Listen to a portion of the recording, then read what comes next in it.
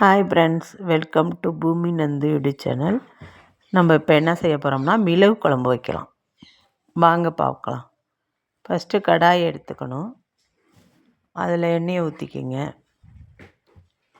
எண்ணெய்க்கு சூடான பிறகு மிளகு ஜீரகத்தை பொரித்து எடுத்துக்கணும். மிளகு வெடிக்கும், அதனால் ஒரு மூடி எடுத்து மூடி வச்சுக்கணும். மிளகு பொரிஞ்ச பிறகு எடுத்து வச்சுக்கிட்டு தேங்காய் துருவனத்தில் நான் போட்டு வச்சுருக்கேன். இப்போ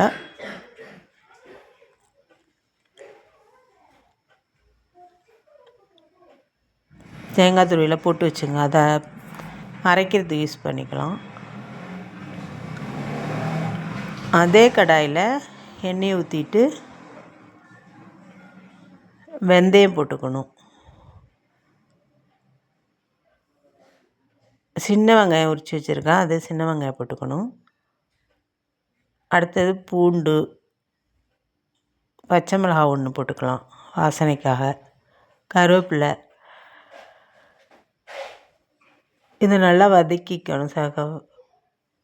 கொஞ்சம் ப்ரௌன் நிறமாக வர வரைக்கும் நல்லா வதக்கிக்கணும். அப்போ தான் குழம்பு நல்லா வத்த குழம்பு வாசனையாக இருக்கும். மிளகு அரைச்சி வச்சது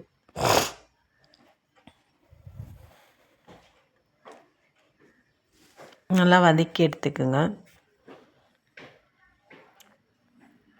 அது தேங்காவை ஜாரில் போட்டு தேங்காயோட இந்த வறுத்து வச்ச மிளகும் ஜீரகம் ஆட் பண்ணிடணும். இது நல்லா வதங்கினோடனே தக்காளி போட்டு நல்லா வதக்கிக்கணும். தக்காளி நல்லா தோல் மாறுற வரைக்கும் நல்லா வதக்கிக்கணும்.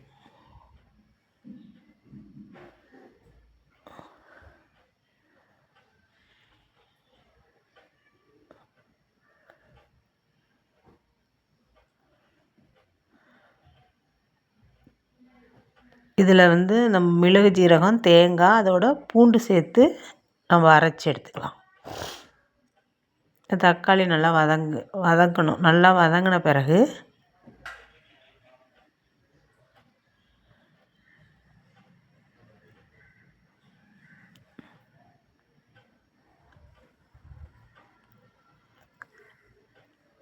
தக்காளி நாங்கள் வரணும். நம்ம மாங்காய் வத்தல் போட்டு வைக்க போகிறோம். அந்த மிளகு குழம்புல நம்ம என்ன வத்தல் வேணுமாலும் போட்டு வச்சுக்கலாம். மிளகாத்தூள் போட்டுக்கணும். 1 ஸ்பூன் மிளகாத்தூள், மஞ்சத்தூள், மல்லித்தூள். இந்த தூள் 3ஐயும் போட்டு நல்லா வதக்கி விட்டுக்கணும்.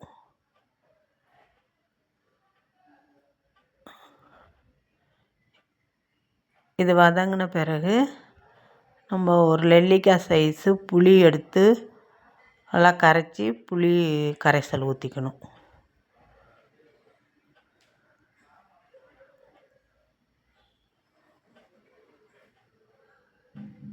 உப்பு போட்டுக்கலாம், தேவையான அளவு உப்பு. நம்ம அரைத்து வைத்த தேங்காய், ஜீரகம், மிளகு, பூண்டு 3ஐயும் சேர்த்து அரைச்சி வச்ச பேஸ்ட்டை ஊற்றி இப்போ கலக்கிக்கணும். கலக்கி தேவையான அளவு தண்ணி ஊற்றிக்கணும். இதை மூடி வச்சிட்டோம்னாக்க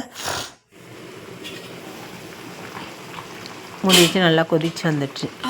எப்பா அம்மா வாசனை சூப்பராக இருக்குது. உப்பு பத்தன்னா உப்பு போடணும். கொஞ்சம் நல்லா சுண்டு வச்சுக்கணும்.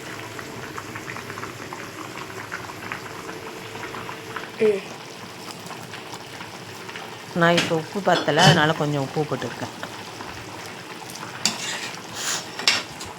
வாசனை செம்மையாக இருக்குது.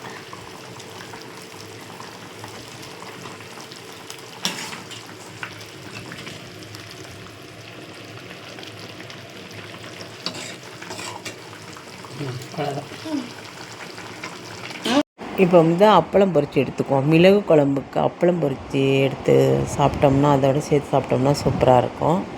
இப்போ நம்ம அப்பளம் பொரித்து எடுத்துக்கலாம்.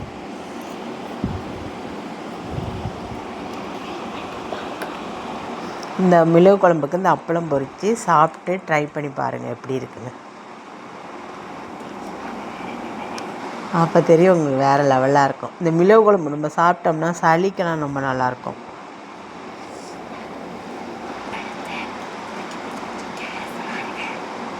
அப்பளம் பொரிக்கும்போது கொஞ்சம் கேர்ஃபுல்லாக பொரிங்க, இல்லைன்னா மேலே தெரிச்சிடும். அதனால் நான் வந்து அப்பளத்தை எடுத்து அந்த இதில் போட்டு தான் அதுக்குள்ளே விடுவேன், சும்மா போட மாட்டேன், இல்லை மேலே தெரிச்சிடும். அதனால் அப்பளம் பொரிக்கும்போது கேர்ஃபுல்லாக போடுங்க.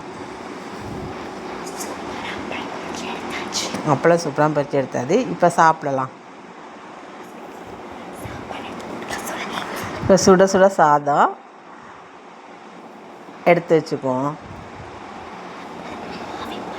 நல்லா ஆவி பறக்க பறக்க இருக்குது சாதம். இதில் மிளகு குழம்பு ஊற்றி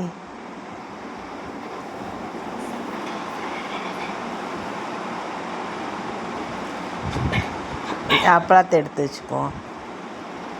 அடுத்தது மிளகு குழம்பு எடுத்து அந்த சாதத்தில் ஊற்றி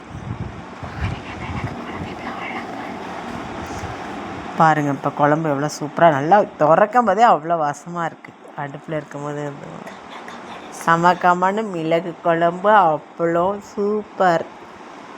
இந்த சாப்பாடு இது மாதிரி செஞ்சு பார்த்து சாப்பிட்டு பார்த்து எனக்கு கமெண்டில் சொல்லுங்கள்.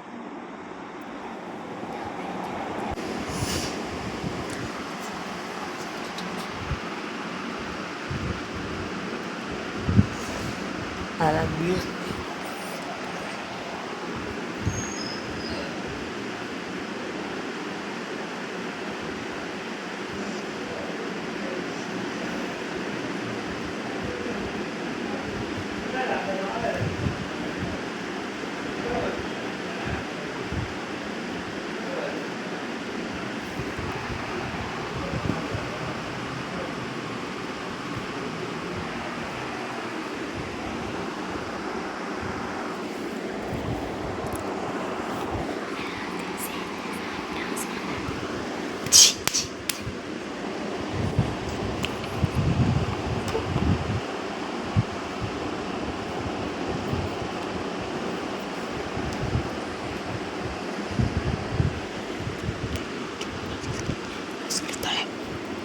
Thank you for watching.